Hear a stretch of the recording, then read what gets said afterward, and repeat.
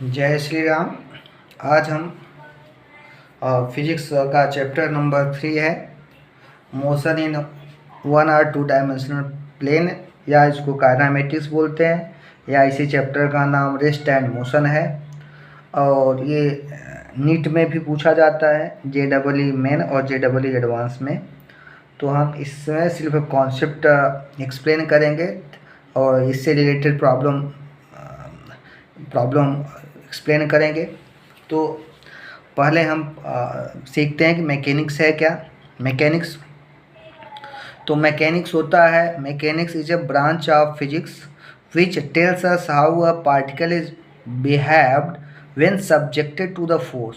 मतलब मैकेनिक्स एक फिजिक्स का ब्रांच है जो हमें ये सिखाता है कि जब किसी पार्टिकल पे फोर्स अप्लाई किया जाता है तो उसमें क्या चेंज होता है, उसमें उसकी पोजीशन चेंज होता है, कि उसमें एक्सीलरेशन क्रिएट होता है, तो वो कैसा व्यवहार करता है जब उस पर हम फोर्स अप्लाई करते हैं। उसी व्यवहार को ये मैकेनिक्स सिखाता है। अब मैकेनिक्स भी 2 टाइप के होते हैं। हमें पहला है काइनेमेटिक्स।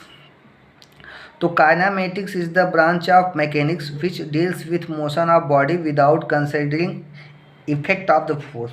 मतलब काइनेमेटिक में हम बॉडी या पार्टिकल के मोशन को, मतलब गति को अध्ययन करते हैं, और जिसमें हम फोर्स का जो इफेक्ट होता है उसको कंसीडर नहीं करते। मतलब फोर्स से जो एक्सीलरेशन क्रिएट होता है, इस इफेक्ट को हम कंसीडर नहीं करते। तो without considering the effect of force जो हम स्टडी करेंगे मोशन ऑफ द बॉडी, वो काइनेमेटिक्स में आता है। अब नेक्स्ट है डायनामिक्स।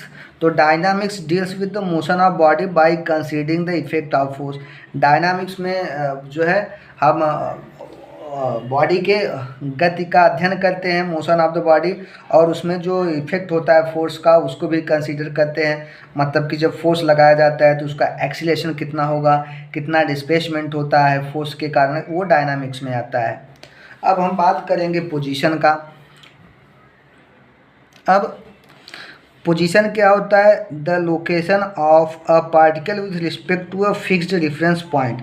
मतलब कि जो किसी भी पार्टिकल का जो लोकेशन होता है फ्रॉम एक फिक्स रेफरेंस पॉइंट, एक पॉइंट को फिक्स रखेंगे, उसी के रिलेटिव में पार्टिकल का जो लोकेशन स्थित होता है वो पोजीशन होता है। अब इस डायग्राम में देखिए, ये फिक्स्ड पॉइंट वो है, ये फिक्स्ड है, मतलब ये चेंज नहीं होगा। यहाँ से एक पार्टिकल P है जिसका O से लोकेशन X है, तो पॉइंट P का जो पोजीशन होगा X from the point O है। तो let a particle is at a distance x from fixed point O, then x is position of the particle P। तो x जो है पोजीशन होगा। तो पोजीशन को हम रिप्रेजेंट करने के लिए एक्चुअली फ्रेम ऑफ रेफरेंस लेते हैं। तो फ्रेम ऑफ रेफरेंस क्या होता है?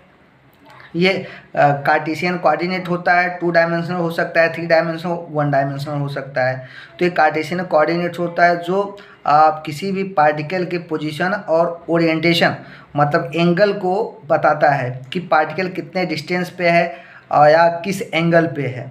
तो उसको हम रेफरेंस ऑफ फ्रेम बोलते हैं। अब नेक्स्ट है पोजीशन वेक्टर। पोजीशन वेक्टर क्या होता है कि जैसे हमारा ये हमने 2 डायमेंशनल कोऑर्डिनेट सिस्टम लिया, कार्टेशियन कोऑर्डिनेट सिस्टम। ये हमारा एक्स एक्सिस से वाई एक्सिस है, एक्स एक्सिस और वाई एक्सिस म्यूचुअली परपेंडिकुलर होते हैं। ये जहाँ पे दोनों इंटरसेक्ट करते हैं उसको हम ओरिजिन बोलते हैं। अब यहाँ ओरिजिन से यहाँ पे पॉइंट P है इस प्लेन में, एक्स वाई प्लेन पे, मतलब पेपर के प्लेन पे ये है।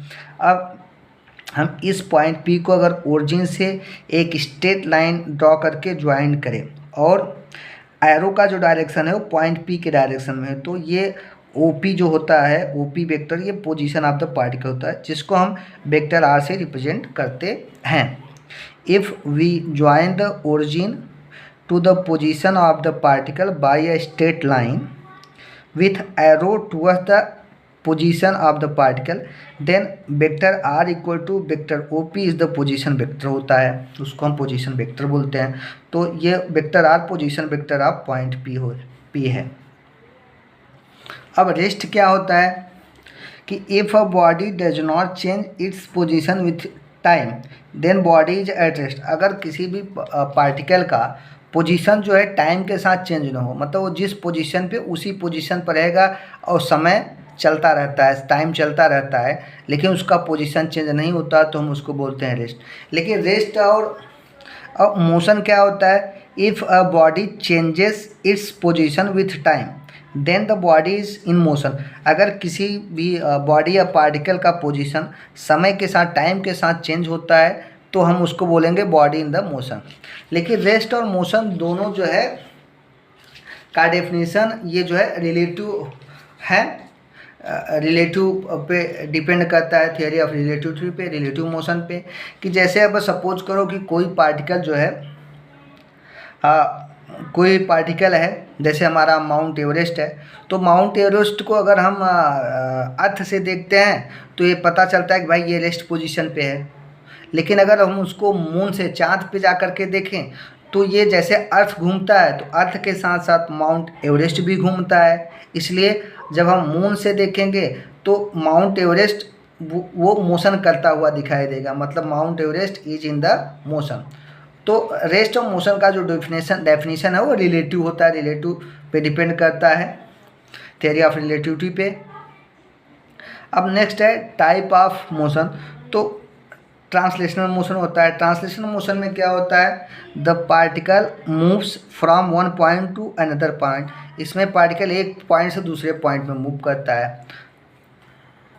अब रेक्टिलिनियर मोशन आता है। रेक्टिलिनियर मोशन क्या होता है? जब पार्टिकल एक स्ट्रेट लाइन पे मूव करता है, when particle moves along a straight line. मतलब ये देखो, ये पॉइंट पे ए बी एक स्ट्रेट लाइन है जिसपे पॉइंट पी मूव कर रहा है, ए से बी की तरफ जा रहा है, ए से बी की तरफ मूव कर रहा है। तो ये स्ट्रेट लाइन पे जब मोशन होता है तो उसको हम रेक्टिलिनियर मोशन कहते हैं।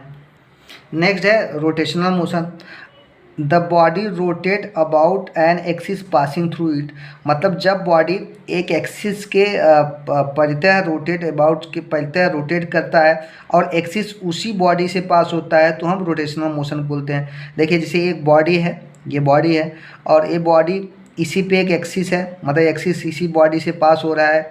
मतलब यहाँ पे एक होल बना के एक जो है एक एक्सिस लगा देते हैं।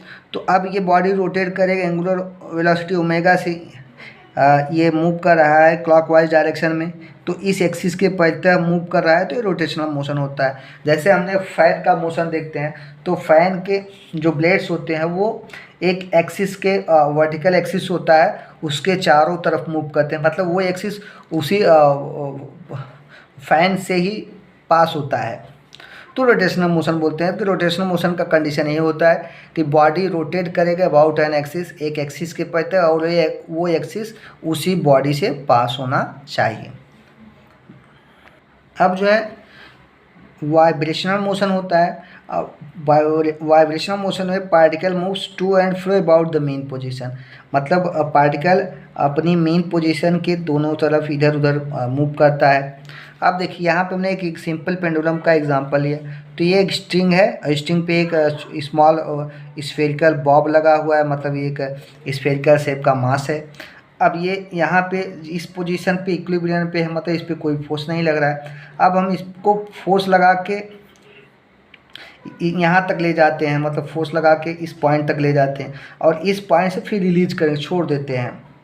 तो क्या होगा? ये देखो, ये जो है बॉब यहाँ से फिर यहाँ आएगा, फिर यहाँ से यहाँ तक जाता है, फिर वापस लौट के यहाँ पे आता है, फिर इधर जाता है। तो अब इस जो मेन पोजीशन है, इसके देखो दोनों तरफ यहाँ से मूव कर रहा है, यहाँ से इधर जाए, आगे और पीछे, मतलब इस साइड में गया फिर इस साइड में आया, इस साइड में गया फिर इस साइड। तो इस टाइप के मोशन को वाइब्रेशनल मोशन बोलते हैं, जिसमें पार्टिकल मेन पोजीशन के आगे और टू एंड फ्रो मूव करता है। नेक्स्ट है सर्कुलर मोशन। अब सर्कुलर मोशन होता है, तो इसमें क्या होता है? सर्कुलर मोशन में the motion of the particle along a circle is called circular motion.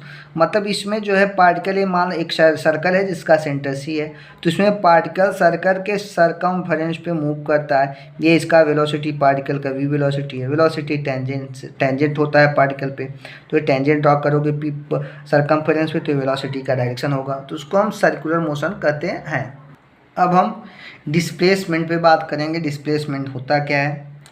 अब देखिए हमारा जो है ये two dimensional Cartesian coordinate system है। ये एक्स एक्सिस है, वाई एक्सिस है। अब एक पार्टिकल पॉइंट ए पे था।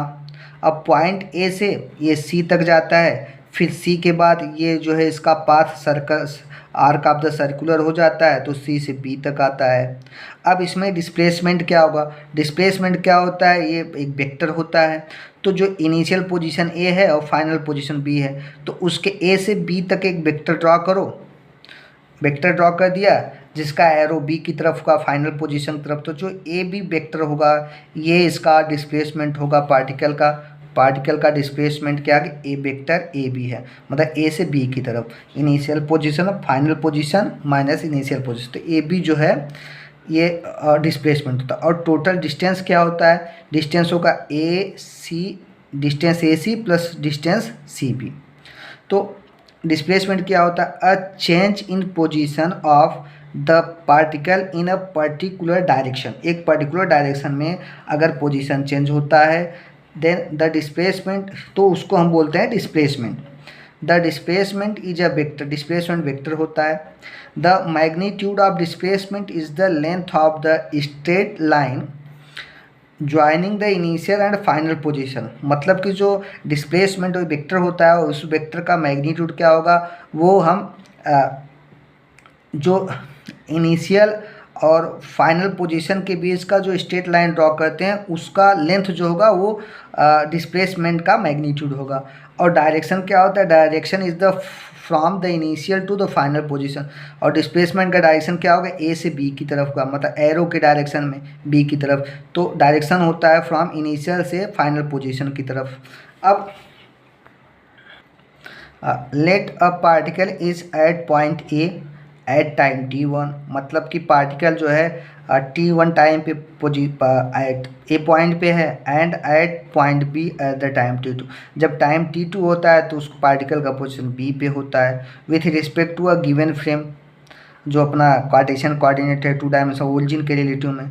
तो during the time interval t1 t2 के बीच का जो टाइम इंटरवल होता है, मतलब t2 माइनस t1, तो particle moves along the path A C B, मतलब ए से सी से बी की तरफ।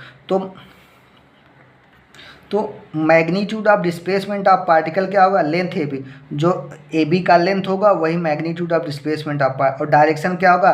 The direction is from A to B, मतलब वेक्टर ए बी जो है डिस्प्लेसमेंट का डायरेक्शन होता है। अब पाथ लेंथ, तो पाथ लेंथ क्या होता है? The path length is the actual distance travelled by the particle during its motion. मतलब कि पार्टिकल उस टाइम दिए हुए टाइम इंटर में जो एक्चुअल डिस्टेंस, इतना डिस्टेंस ट्रेवल करता है उसको हम पाथ लेंथ बोलते हैं। और पाथ लेंथ जो है इज ए स्केलर क्वांटिटी होता है क्योंकि इसमें डायरेक्शन नहीं होते। तो पाथ लेंथ क्या होगा? अभी जो हमने दिया उसमें ए सी बी पाथ लेंथ होता है। अब हम डिस्कस करेंगे कैरेक्टरिस्टिक्स ऑफ डिस्प्लेसमेंट।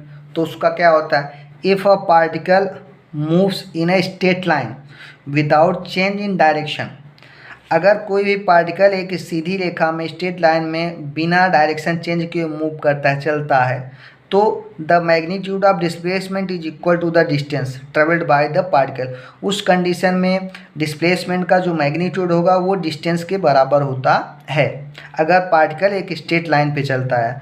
और इस केस में क्या होता है? Displacement equal to mod of displacement, मतलब magnitude of displacement equal to mod of path length. अब अगर पार्टिकल जो है, if particle changes its direction during its motion, अगर पार्टिकल जब मूव कर रहा है तो वो डायरेक्शन को चेंज कर रहा है, तो उस कंडीशन में displacement mod of displacement is less than path length, मतलब डिस्प्लेसमेंट पाथ लेंथ से कम होता है। नेक्स्ट प्रॉपर्टी है the magnitude of the displacement gives the shortest distance between two point. जो डिस्प्लेसमेंट होता है उसका जो मैग्नीट्यूड होता है वो शॉर्टेस्ट डिस्टेंस, दो पॉइंट के बीच में जो सबसे छोटा डिस्टेंस होता है उसी डिस्टेंस होता है, मतलब परपेंडिकुलर लाइन ड्रॉ करोगे, स्ट्रेट लाइन होता है। The straight line drawn between two point, दो पॉइंट्स के बीच जो स्ट्रेट लाइन होता है वो सबसे शॉर्टेस्ट डिस्टेंस होता है, मतलब परपेंडिकुलर डिस्टेंस। अब थर्ड है द डिस्प्लेसमेंट में बी जीरो, पॉजिटिव और negative, but path length is always positive, मतलब डिस्प्लेसमेंट की वैल्यू जीरो भी हो सकता है और पॉजिटिव भी हो सकता है, नेगेटिव भी हो सकता है, लेकिन path length is always positive. Path length हर समय पॉजिटिव होता है। आप सभी ने हमें सुना, इसके लिए धन्यवाद। जय हिंद, जय भारत।